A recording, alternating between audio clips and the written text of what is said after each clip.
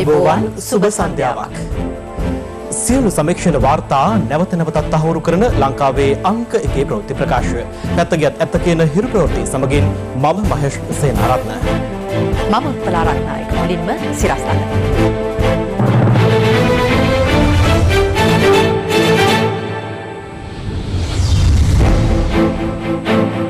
අපරාධ රැසකට සම්බන්ධ ගුණාකෝවිලේ රාජා පොලිස් වෙඩිපහරින් මරුට.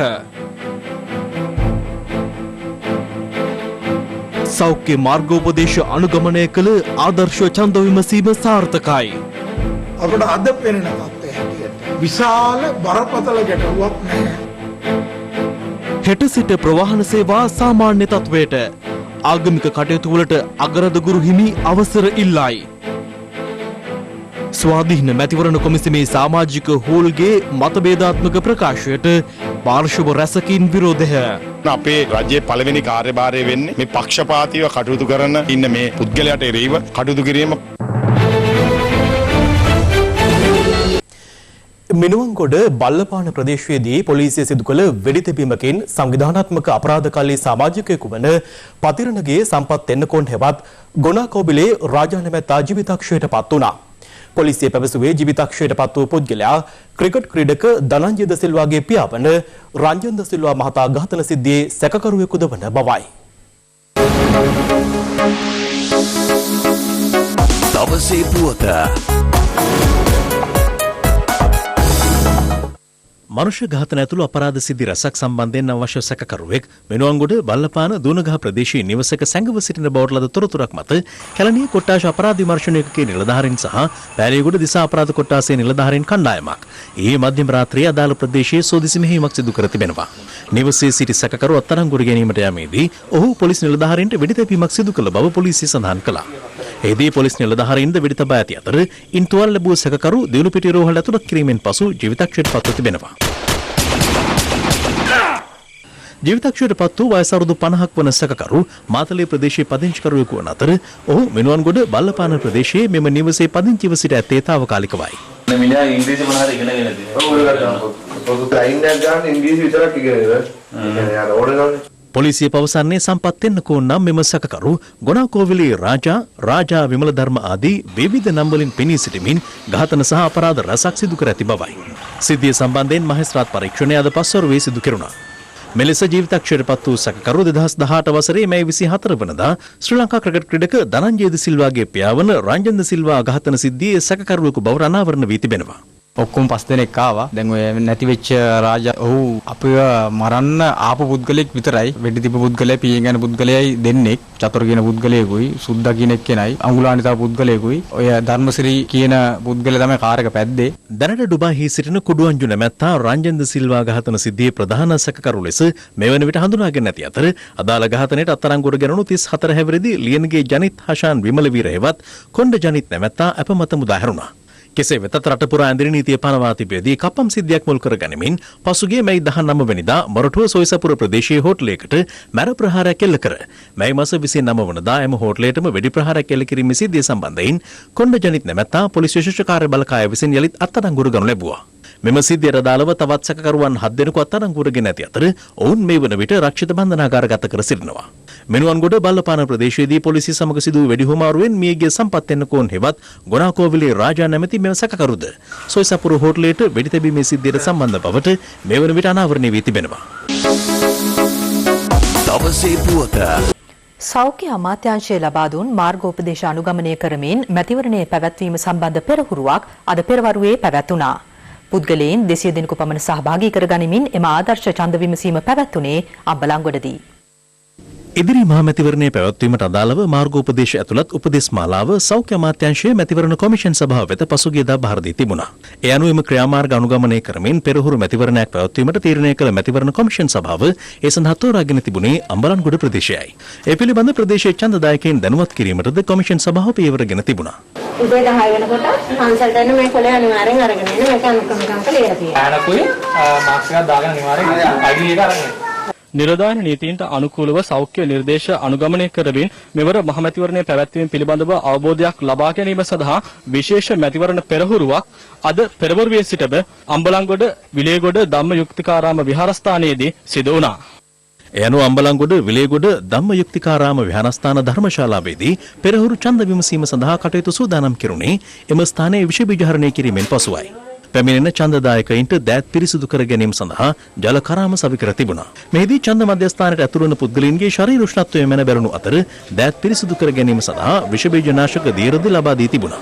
හැඳුනුම්පත් පරීක්ෂාව කිසිදු ස්පර්ශ කිරීමකින් තොරව සිදු කෙරුණු අතර සුළඟිල්ලේ වර්ණ තැවරීම සිදු කෙරුණේද විශේෂ දැවටුමක් ආධාරයෙන්. දැන් මම ඉල්ලගෙන ආයේ දැන් මම බෑන අරගෙන යන්න බෑ. හරි ඒක පාවිච්චි කරපු බෑන කියලා යන්නේ. ඡන්දායකයාගේ වගකීම තමයි ඡන්ද පත්‍රිකාව පිටියට දාන්න ඉස්සෙල්ලා ඡන්ද පත්‍රිකාවේ පිටපසු තියෙන නිල ලකුණ ජේසී සම්ස්ථානාධිපතිට පෙන්නන තමයි පිටියට දාන්නේ.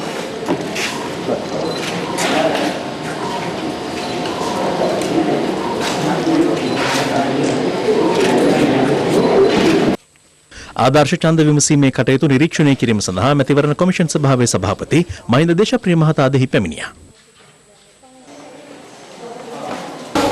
ඒජන්ස්ලා ඕක දැවීමේ තේරුම මොකද? ඕගොල්ලෝ අරගොල්ලෝ අල්ලනවාද?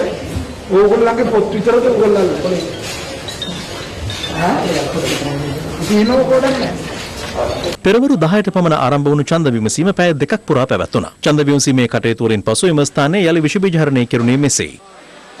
අනතුරුව මැතිවරණ කොමිෂන් සභාවේ සභාපතිවරයා පෙරහුරු ඡන්ද විමසීම පිළිබඳ මෙලෙස අදහස් පළ කළා. අද අපි 10ට පටන් අරගෙන 12ට අවසන් කරනකොට ඡන්ද 239ක් පාවිච්චි කළා. අපිට නමුත් බැලුවම දැන් පේනවා අපි පැය 9 කාලේදී අපිට සාමාන්‍ය ඡන්ද 900ක් 1000ක් වගේ ප්‍රමාණයක් ගන්න පුළුවන් කියලා එක විදියටම ඡන්දදායකයන්ගේ පැමිණීම තිබුණා. නමුත් ලොකුවට සෙනග රැස් වුණොත් ඒක පවත්වන්නේ කොහොමද? මේට වඩා කුඩා ස්ථානයක තියන්නේ කොහොමද? අපි මේ සුමානේ මේක තවත් දිස්ත්‍රික්ක කීපයක ගමක නගරේ වත්තක මේ ඡන්ද විමසීම තියලා තත්ත්වය බලන්නට ඕන. බලලා අපි ඡන්දේ නොදීමට නේ ඡන්ද තැබීමට අවශ්‍ය ක්‍රියාමාර්ග හදාගන්න තමයි මේ ක්‍රමවේද නව ක්‍රමවේද වලට යන්නේ. අපිට අද පෙනෙන තත්ත්වය හැටියට විශාල බරපතල ගැටලුවක් නැහැ. ඒකම සමහර අයට පෙනෙනවා සැනිටයිස් කරන අතත් හොදන. අපි ඒක කරේ අත්සේදීම තියෙන පුළුවන් තැන්වල ප්‍රායෝගිකව වෙන අපහසුතාව. අත් හොදගෙන අත් පීදගෙන ආවේ නැත්තම් හරියට ඡන්ද පත්‍රිකාවේ වතුර අපි ඒකින්ද අද තීරණ වුණේ එක තමයි මේකෙන් සැනිටයිස් භාවිතා කරලා අත් හොදන. අපිට ඡන්දර වියදම අපි හිතන් හිටියේ කෝටි වලින් කිව්වොත් 600ක් 650ක් නැත්නම් 700ක් වැඩි වුණා කියලා. මේක 800 වෙයි 900 වෙයිද කෝටි කියන එක කාටවත් කියන්න බෑ. ඊළඟට ඇඟිලි ආලේපේ අපි වඩාත් හොඳින් කරන්න ඉන්නේ අත වේවුලන් නැති අයට නම් එහෙම තමන්ගේ අත් දෙක මේ මල්ලගෙන ඉඳලා මෙතන ඇඟිල්ල මෙහෙම ගන්න. දුර්වල කෙනෙක් නම් ඩෙස් එක උඩ තියන්න අපි ටිෂු පේපර් එකක් තියෙනවා. එයා තිබ්බම ඉස්සර වගේ එක පෑනින් ගන්නෙ නෑ. හොඳම දේ තමයි ඉටි ආලේප කරපු ගිනි කූරු තලලා අරගෙන ඒකෙන් ආලේප කරන එක. අද ඒක තමයි ප්‍රැක්ටිස් කරේ. වැදගත්ම කරුණ. ඔබ නිල් පාට හෝ කළු පාට බෝල් පොයින්ට් එකක් අරන් එන්න. මේ වගේ දේවල් මේ ඡන්ද විමසීමට නෙවෙයි. මම මේ කියන්නේ අතුරුදහන් වෙලා අපි හොයාගන්න හම්බෙන පළාත් සභා ඡන්ද විමසීමටත් මේක තමයි පාවිච්චි වෙන්නේ කියන එක. මෙතර මැතිවරණ කොමිසමේ සමාජිකයෙකු වන රත්නජීවන් හූල් මහතා කර ඇති ප්‍රකාශය සම්බන්ධයෙන්ද මෙහිදී ප්‍රශ්න කෙරුණා. එම ප්‍රකාශය කළා තියෙන දෙමළ භාෂාවෙන්. මට දෙමළ භාෂාව තේරුම් ගැනීම හැකියාවක් නැහැ. ඒක නිසා එම ප්‍රකාශය දියුණුම් දෙන ලද භාෂා පරිවර්තකගේ පරිවර්තනයක් මගේ අතට අවශ්‍යයි කියලා තේරුම් ගන්න. මම ඒ සම්බන්ධයෙන් එතුමාගේ විමසීමක් කරන්නේ නැතුව මම ඒකට පිළිතුරක් දෙන එක එතුමාටත් අගතියක්. ඒ වගේම මගේ පිළිතුර බලාපොරොත්තු වෙන ජනතාවටත් කරන අගතියක්. මැතිවරණ කොමිෂන් සභාවේ සමාජික රත්නජීවන් හුල් මහතාගේ ක්‍රියාකලාපය සම්බන්ධයෙන් පක්ෂ විපක්ෂ දේශපාලනඥයින් අදහස් පළ කළා. ඔහු නිරෝධායන නීතියට පටහැනිව කටයුතු කරලා තියෙනවා. ඒ වගේම එක් ජාතිය වෙනුවෙන් කතා කරන්න පටන් ගන්න තියෙනවා. ඒවා පිළිබඳව හරනම් ඔහුට මේ නීත්‍යානුකූලව කටයුතු කරන්නත් අවශ්‍ය වෙනවා. මම හිතනවා අපේ රජයේ පළවෙනි කාර්යභාරය වෙන්නේ මේ පක්ෂපාතීව කටයුතු කරන ඉන්න මේ පුද්ගලයාට එරෙහිව කටයුතු කිරීම. මැතිවරණ කොමිසම විවේචනය කිරීම අපි තරයේ වෙලා දකිනවා. අපි එහෙමනම් පොදු ජන පෙරමුණට කියන්නේ තර්ජන වලට, ගර්ජන වලට එයාගේ අවශ්‍යතාවයන්ට මැතිවරණ තීම දැන් නවත්තලා තියෙන මැතිවරණ කොමිසම් සභාව නිසා. ශ්‍රී ලංකා පොදු ජන පෙරමුණට ඡන්ද දෙන්න එපයි කියලා කියන තැනට ඒ ස්වාධීන කොමිසම පත් වෙලා තියෙනවා. ස්වාධීන කියන වචනේ මම කියනවා සමූහ දූෂණයකට ලක් කරලා තියෙනවා මේ යහපාලනයෙන් ගෙන ආපු 19 වෙනි සංශෝධනයේ. දැන් හූල් කියලා තියෙන්නේ දූෂිතයන්ට වංචනිකයන්ට ඡන්දය නොදිය යුතු බව. ඔහු කිසිම විටක පොදු ජන පෙරමුණ හරි පොහොට්ටුව හරි වෙනත් පක්ෂයක් නම් කළා නැහැ. අද වෙනකොට හූල්ව ඉලක්ක කරගෙන ප්‍රහාර එල්ල කරනවා. හූල් මැතිතුමා පිළිබඳව මම හිතන්නේ ව්‍යවස්ථා සභාව තීන්දුවක් ලබා ගත යුතුයි. මොකද විපක්ෂයේ උසාවි ගිහිල්ලා කල් දාගන්න බැරුව ගිය එක මැතිවරණ කොමිෂන් සභාවේ සමාජිකයා හූල් ප්‍රයෝජනට කරගෙන විපක්ෂයේ ඩීල් එකක් දාලා මැතිවරණේ කල් දාන්න තමයි නැවත වතාවක් උත්සාහ කරන්න කියන එක අපිට පේනවා. මැතිවරණ කොමිෂන් සභාවේ සභාපතිවරයා නැත්නම් සමාජිකයන් විවේචනය කරලා ඉවර වෙලා Tamanට අවශ්‍ය දේවල් බලෙන් කරගන්න උත්සාහ කරන මේ පහත් දේශපාලන ගතිය නතර කරගත්තේ නැත්නම් ඉදිරියේ මැතිවරණයක් සාධාරණව තියන්න පුළුවන් වෙන්නේ නැහැ. එතකොට හූල් මහත්මයා වගේ කෙනෙක්ගේ පක්ෂග්‍රාහී ක්‍රියාව නිසා සම්පූර්ණ සැක සහිත තත්ත්වයක් මතුවෙන්න පුළුවන්කම තියෙනවා මේ මැතිවරණ ව්‍යාපාරය ඇතුළේ බොහෝ විවිධ කඩාකප්පල්කාරී ක්‍රියා කරන්න පුළුවන්. ඒ නිසා මැතිවරණ කොමිසමේ සභාපතිතුමාට කියනවා ගත හැකි නීතිමය පියවරක් එතුමා සම්බන්ධයෙන් ගන්න. අපිට පිළිගන්න බෑ එතුමාගේ හැසිරීම සහ ක්‍රියාකලාපේ මහාචාර්ය හූල් මහතාගේ හෝ මහින්ද දේශප්‍රිය මහතාගේ හෝ තිබෙන යම් මොන හරි අඩුපාඩුවක් පාවිච්චි කරගෙන ඒ මුළු මැතිවරණ කොමිසමේම ස්වාධීන ක්‍රියාකාරීත්වය ආණ්ඩුවේ ගල් රෝලෙන් චප්ප කරන් දරන උත්සාහය නම් අපි පිළිගන්නේ නැහැ. අද බිමල් රත්නායකලා ඉටු කරන්නේ රාජ්‍ය නොවන සංවිධානවල දුෂ්ට උවමනාව මිසක් වෙන මොකක්වත් නෙමෙයි. ඒ දුෂ්ට උවමනාවෙන් පෙළෙන බිමල් රත්නායකට පේනවා රත්නජීවන් හූල් ප්‍රගතිශීලියෙක් කියලා. ඒ නිසා බිමල් රත්නායකලා රත්නජීවන් හූල්ලා අද ඉන්නේ එක කඳුරේ මිසක් කඳුරු දෙක නෙවෙයි. සදාචාරාත්මක ප්‍රශ්නයක් තියෙනවා නැතුව නෙමෙයි. නමුත් ස්වාධීන කොමිසමක් නම් ඒකේ සමාජිකයින්ට ආණ්ඩුව පහර දෙනවා නම් ඒක වරදක්. ඒ වරද තුල ප්‍රකෝප වෙලා බිත්තියට ඕන කෙනෙක් බිත්තියට හෙත් වුණාම අධ්‍යකාරී වීසි කරනවා. බැරිම තැන. ඒක නිසා එවැනි දෙයක් වෙන්න ඇති එතුමාගේ. මම දුන්නා සමහරව කියනවා කිඹුලා බනිස්වල කිඹුලෙක් නෑ. ගල් බනිස්වල ගල් නෑ. මාළු පාන් වල මාළු නැතුවා වගේ ස්වාධීන මැතිවරණ කොමිසමේ කිසිම ස්වාධීනකමක් නෑ කිය. ඒකට ප්‍රධාන හේතුව තමයි මේ හූල් මහතාගේ හීල්ලිල්ල. හෙට සිට කොළඹ සහ ගම්පහ දිස්ත්‍රික්ක ඇතුළුව දිවයිනේ සියලු ප්‍රදේශවල මගී ප්‍රවාහන බස් රථ ධාවනය කිරීමට රජය තීරණය කර ඇති බව මගී ප්‍රවාහන කළමනාකරණ අමාත්‍ය මහින්ද අමරවීර මහතා පවසනවා. ප්‍රවාහන කටයුතු සෞඛ්‍ය ආරක්ෂිතව පවත්වාගෙන යාම සම්බන්ධයෙන් ප්‍රවාහන නියෝජිතයින් සහ ජනාධිපතිවරයා හෙට විශේෂ සාකච්ඡාවක් පැවැත්වීමටද නියමිතයි. COVID-19 වසංගතයේ පැවතියද රට යථාවත් කිරීමට රජය ආරම්භ කළ වැඩපිළිවෙල යටතේ යම් කාල සීමාවලට යටත්ව ප්‍රවාහන ඇතුළු ශේෂ්ත්‍ර යලි ආරම්භ කෙරුණා. ප්‍රවාහන බලධාරීන් පෙන්වා දෙන්නේ හෙට දිනේදීත් රජයේ සහ පෞද්ගලික අංශයේ සේවකයන් විශාල පිරිසක් කොළඹට පැමිණෙනු ඇතැයි විශ්වාස කරන බවයි. ඒ අනුව ලංකා ගමනාගමන මණ්ඩලයේ සතු සියලුම ධාවනය කළ හැකි බස් රථ හෙට සිට ධාවන කටයුතු සඳහා යොදවන බව එහි සභාපති කිංස්ලි රණවක මහතා ප්‍රකාශ කළා. කොළඹ සිට පිටපළාත්වලටත් පිටපළාත්වල සිට කොළඹටත් අපි බස් රථ ධාවනයට සැලසුම් කරලා තියෙනවා. ආසනම මට්ටමට පමණක් මගී ප්‍රවාහන කටයුතු පවත්වාගෙන යන්නට අපි බලාපොරොත්තු වෙනවා. පෞද්ගලික බස් සංගම් පෙන්වා දෙන්නේ හෙට සිට ආසන ගණනට මගින් ප්‍රවාහනය කිරීමට තමන් සූදානම් වුවත් ප්‍රායෝගික ගැටලු ගණනාවක් පවතින බවයි. හෙට දිනේ ධාවනයේදී අපිට ප්‍රායෝගික ගැටලු ගණනාවක්ම තියෙනවා. බස් රථයේ දුරස්ථභාවය මේ කිසිවක් නැහැ. බස් රථයට ළඟට වාඩි වෙලා යනවා. එතකොට මීටරේ මිලිමීටරේ වෙලා. අපි ආසන සංඛ්‍යාවට ජනතාව ගෙනියනවා. අපිට ගැටලු දෙකක් තියෙනවා. ආදායම 50% දක්වා මේ වෙන විට අඩු වෙලා තියෙනවා. ඒ නිසා අපි කියනවා ආණ්ඩුවට සාධාරණ බස් ගාස්තු සංශෝධනයක් වහාම ලබා දෙන්න. ඒ වගේම ඒකාබද්ධ විද්‍යානුකූල කාලසටහන් නිර්මාණය කර දෙන්න. සමහර පාර්ශවයන් විසින් අනිසි බියක් ඇති කරගෙන තිබුණා ආසනගත මගින් රැගෙන යාමේදී යම් බස් රථ අඩුපාඩුවක් වගේ දෙයක් සිද්ධ වෙන්න පුළුවන් කියලා. නමුත් අපි ඉතාමත් වක්කීමෙන් යුතුව අපි සංගමයේ කියනවා බස් රථ මේ වෙන විට 2500ක් වගේ ප්‍රමාණයක් අතිරික්තයක් අපි බස් රථ ඇණිය තුළ තිබෙනවා.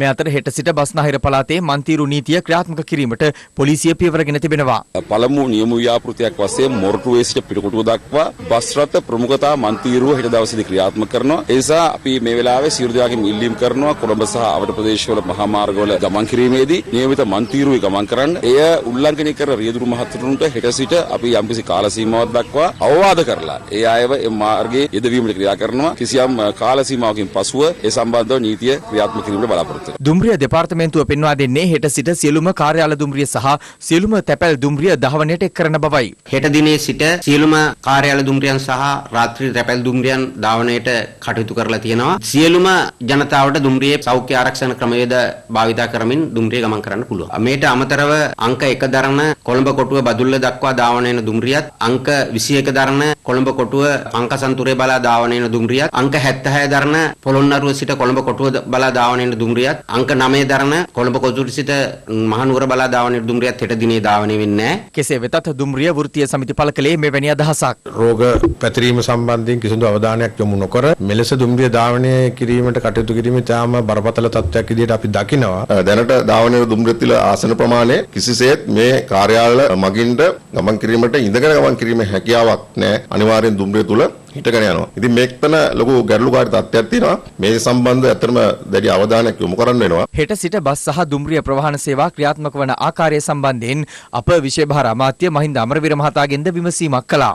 හෙට දිනේ අන්තර් පළාත් බස් සේවාවන් පවත්වාගෙන යනවා. දුරගමන් සේවාව සඳහා දුම්රිය අනිවාර්යයෙන්ම සීට් වල පමණයි ගෙනියන්න සෞඛ්‍ය අංශ උපදෙස් ලබා දීලා තියෙනවා. මේ අතර කොන්දේසි යටතේ හෝ ආගමික වතාවත්වල නියැලීමට ජනතාවට අවකාශ සලසා දෙන ලෙස කොළඹ අගරාධගුරු අතිඋතුම් මැල්කම් කාදිනල් රංජිත් හිමිපාණන් රජයෙන් ඉල්ලා සිටිනවා. අප ඉල්ලන්නේ අනෙක් කටයුතු දැන් යථා තත්වයට හැරමින් පවතින කාලයක දේවස්ථාන වලට යාඥා කිරීම සඳහා සහ දිව්‍ය පූජාව පැවැත්වීම සඳහා පැමිණෙන්නට බලා සිටින අප ජනතාවට කිසියම් නිශ්චිත කොන්දේසි යටතේ හෝ සීමා සහිත පිරිසක් සමග රැස් වී නිරෝධායන නීති රීති වලට අනුව දිව්‍ය පූජා පැවැත්වීමට අවසර ලබා දෙන ලෙසයි. ඒ නිසා අපි රජයෙන් සහ සෞඛ්‍ය අංශවලින් භාගයේම ආරක්ෂක අංශවලිනුත් ඉල්ලා සිටිනවා අපටත් අනෙක් ආගමික කණ්ඩායම් වලටත් මේ සඳහා කිසියම් අවසරයක් ලබා දෙන ලෙස.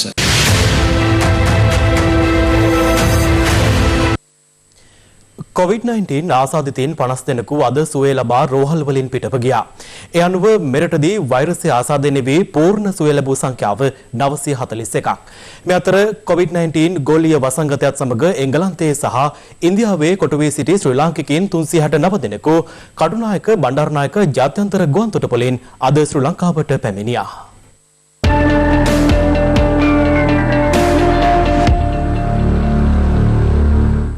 COVID-19 වසංගතය හේතුවෙන් එංගලන්තයේ සිරවී සිට අද අලුයම මෙරටට පැමිණි ශ්‍රී ලාංකිකයන් සංඛ්‍යාව 278ක්. ඔවුන් එංගලන්තයේ ලන්ඩන් නුවර සිට ශ්‍රී ලංකන් ගුවන් සේවයට අයත් UL 504 දරන විශේෂ ගුවන් යානයෙන් කටුනායක ගුවන්තොටුපළ වෙත පැමිණියේ අලුයම 2:51ට. ඊට අමතරව ඉන්දියාවේ මුම්බායිහි සිරවී සිටි ශ්‍රී ලාංකිකයන් 86 දෙනෙකුද ඊයේ රාත්‍රී 8ට පමණ දිවයිනට පැමිණියා. ඒ ශ්‍රී ලංකන් ගුවන් සේවයට අයත් විශේෂ ගුවන් යානයකින්. ඉන්දියාවේ උසස් අධ්‍යාපන හදාරමින් සිටි තරුණ තරුණියන් මෙන්ම විවිධ රැකියාවල නිරතව සිටි පිරිසක් මෙලෙස දිවයිනට පැමිණ තිබෙනවා. මෙරටට පැමිණි සියලු දෙනා ගුවන්තොටුපළ පරිශ්‍රයේදීම නව ක්‍රමවේදයේ යටතේ PCR පරීක්ෂාවට ලක් කිරීමට කටයුතු කෙරුණා. PCR පරීක්ෂණවල ප්‍රතිඵල ලැබෙන තෙක් ගුවන් මගින් සියලු දෙනා කටුනායක ගුවන්තොටුපළ අවට හෝටල කිහිපයක නවතා තැබීමට ගුවන්තොටුපළ බලධාරීන් පියවර ගත්තා. මේ අතර විදේශයන්හි සිට පැමිණ COVID-19 ආසාදනය වූවන් 5 දෙනෙකු අද දිනේ වාර්තා වීමත් සමග මෙරට සමස්ත COVID-19 ආසාදිතයන් සංඛ්‍යාව 1819 දක්වා ඉහළ ගියා. මේ අතර COVID-19 ආසාදිතව සුවය ලබා රෝහල් වලින් අද 50 දෙනෙකු පිටව ගිය අතර ඒ අනුව මෙරටදී පූර්ණ සුවය ලැබූ සංඛ්‍යාව 941ක්. ඉරණවිල COVID-19 ප්‍රතිකාර මධ්‍යස්ථානයේ ප්‍රතිකාර ලැබමින් සිටි නාවික හමුදා සෙබළුන් 12 දෙනෙකු පූර්ණ සුවය ලැබීමෙන් පසු අද පෙරවරුවේ පිටව ගියා. ඔවුන් දියතලාව නිරෝධායන කඳවුර වෙත යොමු කිරීමට කටයුතු කරන බව නාවික හමුදාව සඳහන් කළා. මේ අතර කාතන්කොඩි මූලික රෝහලේ COVID-19 ප්‍රතිකාර මධ්‍යස්ථානයේදී සුවය ලැබූ නාවික හමුදා සෙබළුන් 13 දෙනෙකු ඊයේ පස්වරුවේ දියතලාව නිරෝධායන කඳවුර වෙත යොමු කරනු ලැබුවා. වසංගත රෝග විද්‍යාංශය සඳහන් කළේ COVID-19 වෛරසය ආසාදනය වූ නාවික හමුදා සමාජිකයන් 855 දෙනා අතරින් 488 දෙනෙකු මේ වන විට පූර්ණ සුවය ලබා ඇති බවයි. මේ අතර කුවේට්හි සිට පැමිණ COVID-19 ආසාදනය වීම හේතුවෙන් හම්බන්තොට මූලික රෝහලේ ප්‍රතිකාර ලැබමින් සිටින 108 දෙනා අතුරින් සුවය ලැබූ පළමු ආසාදිතයා අද පිටව ගියා. මේ අතර COVID-19 අවදානම හේතුවෙන් ඉන්දියාවේ සරණාගත කඳවුරක සිට මුහුදු මාර්ගයෙන් පියකුට සහ දියණියකට මෙරටට පැමිණීම සඳහා සහාය දුන් 6 දෙනෙකු තලේමන්නාරම ප්‍රදේශයේදී පොලිසිය අත්අඩංගුවට ගෙන තිබෙනවා. මේ අතර ගත වූ පැය 24 තුළ නව පුද්ගල මරණ 4253ක් වාර්තා වීමත් සමග ලෝපුරා වාර්තා වන COVID-19 මරණ සංඛ්‍යාව ලක්ෂ 4 ඉක්ම වූවා. කොවිඩ් වසංගතය හමුවේ ලෝක බැංකුව මෙරටට ලබා දුන් ඇමරිකානු ඩොලර් මිලියන 230ට සිදු වූයේ කුමක්දැයි එක්සත් ජාතික පක්ෂ නායක රනිල් වික්‍රමසිංහ මහතා ආණ්ඩුවෙන් ප්‍රශ්න කරනවා. සිරිකොත පක්ෂ මූලස්ථානයේ අද පැවති හමුවකදී ඔහු මේ සම්බන්ධ කරුණු පැහැදිලි කළා. අපි ඉල්ලුවේ මේ රටේ කරුණා කළා පරීක්ෂණ 5000ක් පවත්වන්න කියලා. මාර්තු 24 වෙනිදා මම ඉල්ලීම කරා. එදා තිබුණේ ඇත්ත වශයෙන්ම කොරෝනා ලෙඩ වුණේ සංඛ්‍යාව 102යි. කිසිම මරණයක් නැහැ. අද 1814කට වැඩි වෙලා තියෙනවා. මරණ 11යි. ඇයි මේක සිදු වුනේ? ආණ්ඩුව අපේ ඉල්ලීම් වලට අහුම්කම් දුන්නේ නැහැ. මේ ගැන කවුද වග කියන්න ඕනේ? ආණ්ඩුව වග කියන්න ඕනේ. කැබිනට් මණ්ඩලය වග කියන්න ඕනේ. සෞඛ්‍ය ඇමතිවරිය වග කියන්න තිබුණා. එදා අපි කිව්වා ඇත්ත වශයෙන්ම පරීක්ෂණ යන්ත්‍ර ගේන්න, වෙන්ටිලේටර් යන්ත්‍ර ගේන්න, මුහුණු ආවරණ ගේන්න, සනීප ආරක්ෂක බෙහෙත් ගේන්න. මේ එකක්වත් කරාද? හිඟන්නා වාගේ චීන දුන්නේවා ගත්තා, ඉන්දියාව දුන්නේවා ගත්තා, පාකිස්තානෙ දෙනේවා ගන්නවා. ඒත් අපිට ලෝක බැංකුව ඩොලර් මිලියන 230ක් දුන්නා. ඒ 230ට කුමක් දුන්නේ? ජාත්‍යන්තරයේ තෙල් මිල පහළ යාමට සාපේක්ෂව එහි වාසිය මෙරට ජනතාවට ලබා දෙන ලෙස හිටපු විපක්ෂ නායක සජිත් ප්‍රේමදාස මහතා රජයෙන් ඉල්ලා සිටිනවා. ඔහු මේ බව ප්‍රකාශ කළේ අද කොළඹ පැවති ප්‍රවෘත්ති සාකච්ඡාවකට එක්ව. දිගින් දිගටම ජාත්‍යන්තරයේ තෙල් මිල පහළ බැසලා තිබෙනවා. අපි රජයෙන් ඉල්ලීමක් කරා අපේ රටේ තෙල් මිල පහත දමලා එහි වාසිය රටේ ජනතාවටත් පාරිභෝගිකයටත් ලබා දෙන්නේ කියලා. නමුත් වර්තමාන රජයේ මේ තෙල් මිල පහත හෙලන්නේ නැතුව එකම ස්ථාවරයක සිටිනවා. මම අහන්න කැමතියි වර්තමාන රජයෙන් පාකිස්තාන අගමැතිතුමාට පුළුවන් නම් පාකිස්තානයේ තෙල් මිල පහත හෙලන්නට ඇයි අපේ රටට බැරි? දැනටමත් ඉතාමත්ම පීඩනකාරී ජීවිතයක් මේ රටේ ජනතාව ගත කරන්නේ. කරුණා කරලා අපේ රජයෙන් අපි ඉල්ලීමක් කරනවා තෙල් මිල පහත හෙලලා මේ රටේ ජනතාවට සහනයක් ලබා දෙන්න. ගත වූ දින කිහිපයේමෙන්ම අද දිනයේත් ගල්කිස්ස මුහුදු වෙරළට අසාමාන්‍ය ලෙස ප්ලාස්ටික් අපද්‍රව්‍ය ගොඩගසා තිබුණා. පවතින තත්ත්වය නිරීක්ෂණය කිරීම සඳහා වැඩබලන පොලිස්පති සී.ඩී. වික්‍රමරත්න මහතා ඇතුළු කණ්ඩායමක් අද ගල්කිස්ස වෙරළ තීරය වෙත පැමිණියා. ගත වූ දින කිහිපයේ අසාමාන්‍ය ලෙස ගල්කිස්ස මුහුදු වෙරළට අනවශ්‍ය ලෙස ප්ලාස්ටික්, පොලිතින් අපද්‍රව්‍ය විශාල ප්‍රමාණයක් ගොඩගසා ඇති බව අප හිරු ප්‍රවෘත්ති ඔස්සේ රටට පෙන්වා දුන්නා. මෙම ගැටලුව සම්බන්ධයෙන් පරිසර හා වනජීවි අමාත්‍ය එස්.එම්. චන්ද්‍රසේන මහතාගේද අවධානය යොමු වුණා. මෙලෙස ගල්කිස්ස වෙරළ තීරයේ කැලිකසල ගොඩගැසුනේ කෙසේද යන්න සම්බන්ධයෙන් මේ වන විටත් අංශ කිහිපයක් පරීක්ෂණ ආරම්භ කර තිබෙනවා.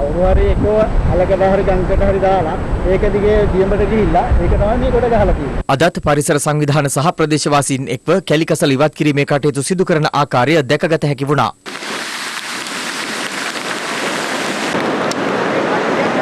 කසල එක්රැසූ වෙරළ තීරය වැඩබලන පොලිස්පති සී.ඩී. වික්‍රමරත්න සහ පරිසරය ප්‍රජා පොලිස් දිසාව බහර නියෝජ්‍ය පොලිස්පති මුදිත පුස්සැල්ල මහතා ඇතුළු ඉහළ පොලිස් නිලධාරීන්ගේ නිරීක්ෂණයට ලක් වුණා. මේක දැන් දින කිහිපයක ඉඳලා කුණු වෙනවා. අපිට නිරීක්ෂණය වෙච්ච කරුණක් තමයි කලින්ම ආවේ බෝතත් වගේ බර අඩු ඒවා දැන් ටිකක් බර වැඩි ඒවා. එතකොට අපිට යමක් ඒ සම්බන්ධෙනුත් යම් සත්‍යාවක් තියෙනවා කියලා හිතන්න පුළුවන්. කෙසේ නමුත් සම්පූර්ණ විමර්ශන මේක පොලිසියට පමණක් කරන්න බෑ. මේක විශේෂ අංශයක්. ඒකින්ද අර සියලුම ආයතන නාරා සාගර විශ්වවිද්‍යාලය, ආවික අමුදාව, එරළ සංරක්ෂණ ආයතනයේ සියල්ල සංවිධානය වෙලා එකමුතු වෙලා විමර්ශනයක් කළා අවසාන තීරණයට එන්න වෙන්න පුළුවන්. ඩොමිනස් මුල්‍යායතනයේ රක්ෂණය වී ඇති තැන්පත්කරුවන් සඳහා ලබා දෙන රුපියල් ලක්ෂ 6 වන්දිය ලබා ගැනීම සඳහා අද බොහෝ පිරිසක් මහජන බැංකුව ඉදිරිපිට රැස්ව සිටියා. නමුත් මුදල් ලබා දීම සඳහා බලධාරීන් නිසි ක්‍රමවේදයක් සකස් කර නොමැති බවට තැන්පත්කරුවන් චෝදනා කළා. ද ෆිනන්ස් ආයතනයට මුල්‍ය ව්‍යාපාර කටයුතු වල නියැලීම සඳහා ලබා දී තිබූ බලපත්‍රය ශ්‍රී ලංකා මහ බැංකුව විසින් මැයි මාස 22 වන දින සිට බලපැවැත්වෙන පරිදි අහෝසි කරනු ලැබුවා.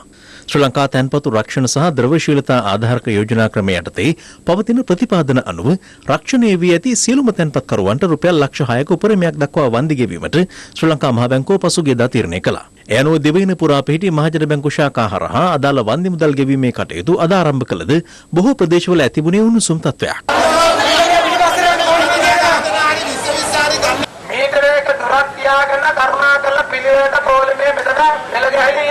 මේ අතර තවත් ප්‍රදේශ කිහිපයක මහජන බැංකු ශාඛා ඉදිරිපිට අද දක්නට ලැබුණේ මෙවන් තත්ත්වයක්. සල්ලි දාපු අයට රක්ෂණයක් තියෙනවා කියලා ලක්ෂ 6ක උපරිමයකට යටත්ව ඒ රක්ෂණ මුදල ගෙවීම තමයි අද සිද්ධ වෙනවා කියලා කියන්නේ. මොනවාක්වත් සල්ලි ගෙවීමක් අද කරන්නේ නැහැ. ඉඳගෙන ඩීටේල්ස් එක ඉල්ල ගත්තට ටෙලිෆෝන් නම්බර්ස් ඉල්ල ගත්ත දන්නන්නම් කිව්වා එච්චරයි. මාස දෙකමාරක් යනවා. සත පහක් අතර අපිට ආදායමකුත් නැහැ. ඒක නිසා මොකද්ද මේකට අපි කරන්නේ? අද හාඩ් ටෝක් විශේෂාංගය තුලින් ඍජුවම ප්‍රශ්න කෙරෙන්නේ එක්සත් ජාතික පක්ෂයේ උපනායක හිටපු පාර්ලිමේන්තු මන්ත්‍රී රවි කරුණානායක මහතාගෙන්. ඔබේ නම රවි වුණත් ඇයි සමහර ඔබට හොරා කියලා කියන්නේ? ඒක මම හිතේ ටයිටල් එකක්. ජනාධිපතිට, අගමැතිට, තහසීල්ට, ලලිත්ට, ගාමිණිට, ජේ.ආර්.ට, රනිල් වික්‍රමසිංහට හැම එකනම ඔය ටයිටල් එකක් දාලා තියෙනවා. ඉතින් මම හිතන්නේ ටයිටල් එක දාන්නේ ඒ වගේ තැන් වලට එනකොට තමයි. පාටලී චම්පි කරනවක එතකොට රාජ්‍ය සේනාරත්න අත්අඩංගුවට ගණ්ඩායි ඔබ නිදහස් වෙන්නයි. මොකද්ද හේතුව? මොනවද මං කරලා තියෙන වැරද්ද? චෝදනාවක් තිබ්බ නේද ඔබ? ඕන එක්කෙන චෝදනාවක් තියෙනවා. අපේ ඒගොල්ලොමයි ඔය කියන්නේ. මොකද ඒගොල්ලෝ පේනවා වැඩක් කරන්න පුළුවන් නෙවෙයි වැඩක් කරන්න බැරි අය. දැන් සමගි බලවේගය නම් චෝදනා කරන්නේ UMP ඉන්න සමහරුන්ට ආණ්ඩුවත් එක්ක ඩීල් එකක් තියෙනවා කියලා. ඔය කියන්නේ ඒගොල්ලෝ ඔව කළා තියෙන නිසා. නැත්තම් කොහොමද සංස්කෘතිය අරමුදලේ තියෙන ප්‍රශ්න? ගල් අඟුරු වල තියෙන ප්‍රශ්න. ඇයි මේ වයිදියට එන්නේ නැත්තේ? අර්ජුන මහේන්ද්‍රන් මහත්මයා නම වෙනස් කරලාලු. මකින් අහනවා ඒක. මට තියෙන මොන සම්බන්ධකම? ඔබට සම්බන්ධයක් ඇත්තටම නැද්ද? ඇත්තටම නෑ. මේක හරියට නෑ. එංගලන්තේ පොල්ගිරියක් කරනොත් ඒක මගේ account එකෙන් ගන්න පුළුවන්. මේ දැන් ඉන්න ආණ්ඩුවවත් ඔහු අත්අඩංගුවට ගනීවිද? ඊළඟ කරුණාකර ඒක ඒගොල්ලෝගෙන් නාන මගේ නාන. පොඩි මිනිහෙක් හොරකම් කළොත් අල්ලනවා පොලිසියෙන්, දේශපාලඥයෙක් හොරකම් කළොත් අල්ලන්නේ නැහැ කියලා මතයක් රටේ තියෙනවා. ඒ බොරුව. ඒක ඔය මාධ්‍යෙන් හදන සද්දංශ. මෛත්‍රීපාල සිරිසේන මහත්මයා නම් කිව්වේ මේ ඉන්ටර්පෝල් එකෙන් එතුමාව අත්අඩංගුවට ගන්න හදනකොට අත්අඩංගුවට ගන්න එපා කියලා ඒ ගිය ආණ්ඩුවේ හිටපු සමහර නායකයෝ ඉන්ටර්පෝල් එකට කිව්වා කියලා. ඔබත් ඒ නායක ගොන්නේ ඉන්නවද?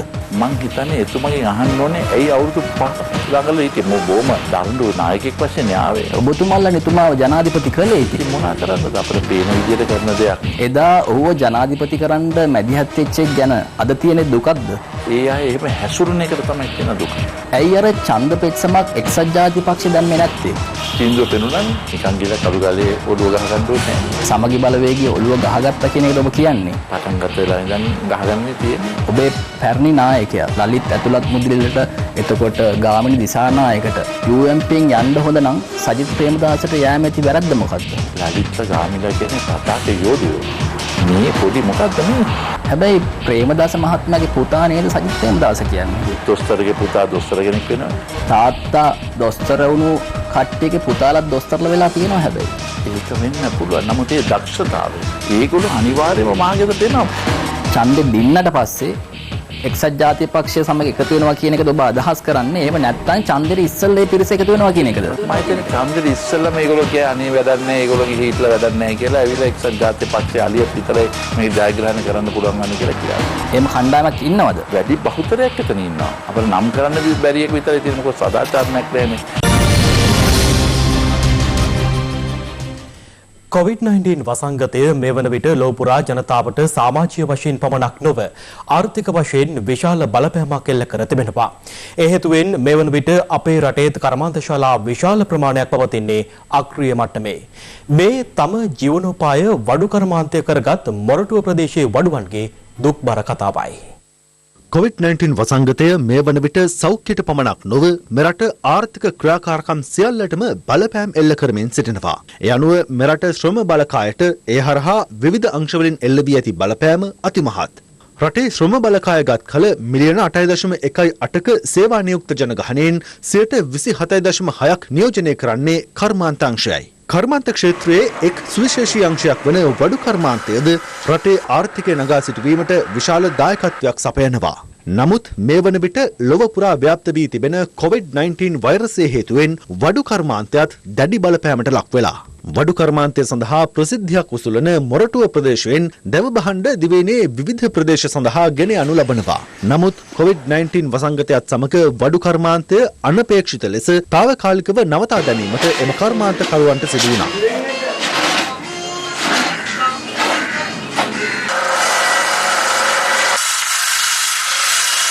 වෛරස ව්‍යාප්තිය පාලනය සඳහා ලොව පුරා රටවල් සංචාරක සීමා පැනවීමත් සමග මෙරට ආර්ථිකයට විශාල දායකත්වයක් ලබා දෙන ලීබඩු වෙළඳසැල් හිමියන්ද තම නිෂ්පාදන විකුණාගත නොහැකිව පත්ව ඇත්තේ දැඩි අසිරුතාවකටයි.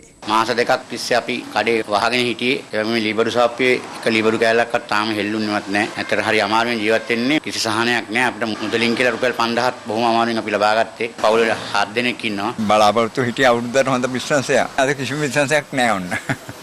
වඩු කර්මාන්තයේ නියැලී සිටින ලීමෝල් හිමියන් සහ එම සේවකීන්ද මේ වන විට තම ජීවනෝපාය සිදු කරගෙන යාමට නොහැකිව දැඩි අසීරුතාවකට පත්ව සිටිනවා.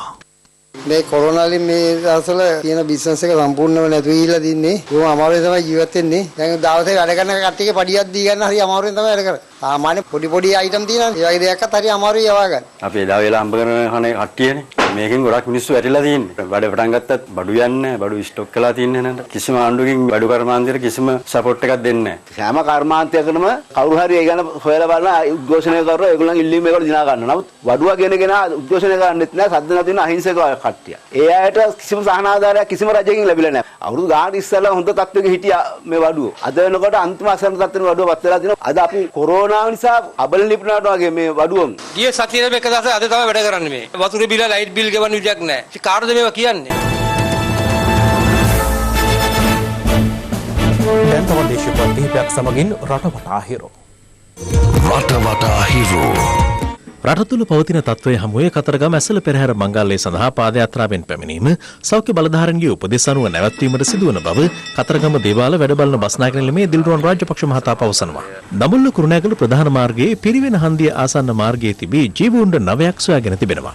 කන්තලේ කින්යා ප්‍රදේශයට රැගෙන යමින් සිටි පරිභෝජනයට නුසුදුසු ලූණු කිලෝග්‍රෑම් 2000ක් සහ අල කිලෝග්‍රෑම් 75ක් සොයාගෙන ඇති අතර ඒවා විනාශ කිරීමට පියවරගෙන තිබෙනවා. පස්සර මඩුල්සීම ප්‍රදේශයේ නවතා තිබූ ලොරි රථයක් තල්ලු කර පණ ගැනීමට උත්සාහ කිරීමේදී රියදුරට රථය පාලනය කර ගැනීමට නොහැකිව ත්‍රිරෝද රථ 3ක් ගැටි අනතුරක් සිදු වූ අතර එම අවස්ථාවේ මාර්ගයේ ගමන් කරමින් සිටි පුද්ගලයෙකු ලොරි රථයේ ගැටි ජීවිතක්ෂයට පත්ව තිබෙනවා. වටවටා හිරු. දැන් ලොව වටා හිරු.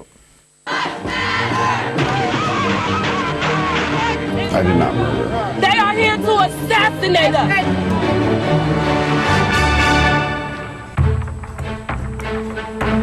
පසුගිය 25 වනදා ඇමරිකානු පොලිසියේ ක්‍රූරත්වය හමුවේ ජීවිතයට සමුදුන් ජෝර්ජ් ෆ්ලොයිඩ් නැමැති කළු ජාතික පුද්ගලයාට යුක්ති ඉල්ලා ආරම්භ කෙරුණු උද්ඝෝෂණ 12 වන දිනටත් ක්‍රියාත්මක වනවා. කළු ජාතිකින්ට එල්ලවන හිංසනය සහ බලපෑම් වලට එරෙහිව මෙවන විට ඇමරිකාව ඇතුළු ලොව බලවත් රාජ්‍යයන් රැසකම ජනතාව වීදි බැස ඇති අතර COVID-19 වෛරසයේ දෙවන රැල්ලක බලපෑමකට මුහුණ දෙමින් සිටින දකුණු කොරියානුවන් සහ ජපන් ජාතිකයන්ද වර්ගවාදයට එරෙහිව සිය සහයෝගය මෙලෙස පළ කළා.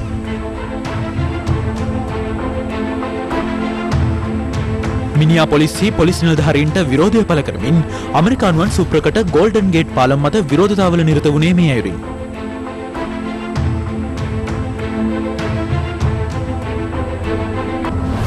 වර්ගවාදයට එරෙහිව ලන්ඩන් නුවර ක්‍රියාත්මක උද්ඝෝෂණ අතරතුර පොලිසිය භාරයේ සිටි අශ්වයෙක් විරෝධතාකරුවන් අතරට කඩා වැදීම හේතුවෙන් දැඩි නොසන්සුන්තාවක් හටගත්තා.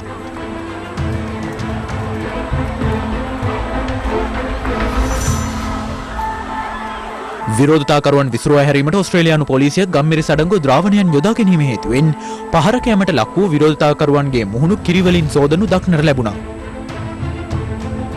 මේ අතර විරෝධතා පාලනයට ඇමරිකානු පොලිසිය ගෙන යන වැඩපිළිවෙල අගයමින් ජනාධිපති ඩොනල්ඩ් ට්‍රම්ප් සිය ට්විටර් ගිණුමේ පොලිසියට සුබපතා තැබූ සටහනකට මේ වන විට දැඩි විරෝධයක් එල්ල වී තිබෙනවා. මේ අතර ජර්මනියේ පාපන්දු තරඟයක් අතරතුර දෙපිලේ ක්‍රීඩකින් ජෝර්ජ් ෆ්ලොයිඩ්ට ශෝකය පළ කළේ මේ අයුරින්.